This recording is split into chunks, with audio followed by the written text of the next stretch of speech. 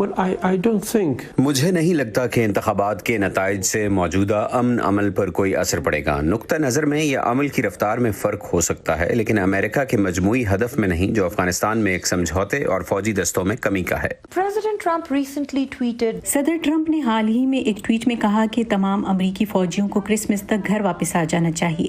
کیا اس سے دوحہ مذاکرات میں یا کابل میں کوئی تبدیلی واقع ہوئی؟ It did not.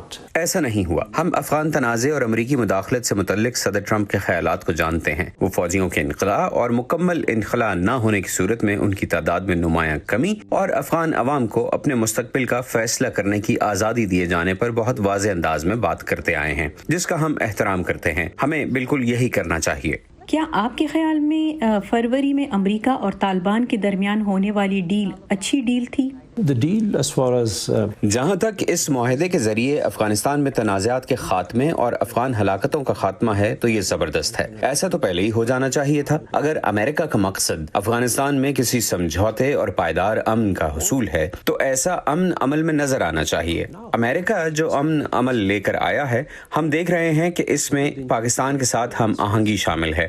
ہم پاکستان کے کردار کو سمجھتے ہیں، لیکن ہمارے لیے امن ایک اہم چیز ہے اور امریکہ اور پاکستان کے مابین ہمارے متعلق سمجھوتا ایک الگ معاملہ ہے جس کی ہم مزاحمت کریں گے۔ جب سوویت یونین افغانستان سے نکلا تو امریکہ اور پاکستان کے درمیان ایسا ہی معاہدہ تھا جس کی وجہ سے ہم آج اس مصیبت میں ہیں۔ طالبان اور حکومت کے لیے کون سا گورننس ماڈل قابل قبول ہے؟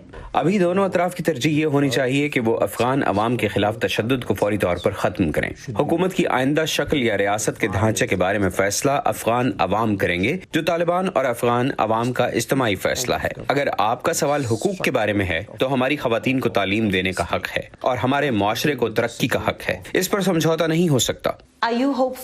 کیا آپ پر امید ہیں کہ امن عمل کامیاب ہوگا؟ absolutely.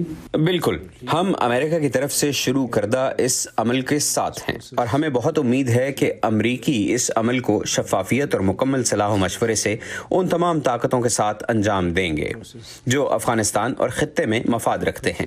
کامیابی کا یہی راستہ ہوگا۔ البتہ امریکہ کو پاکستان کے ساتھ مل کر کام کرنا ہوگا۔ ہم اس کا خیر مقدم کرتے ہیں، ہم اس ضرورت کو پہچانتے ہیں۔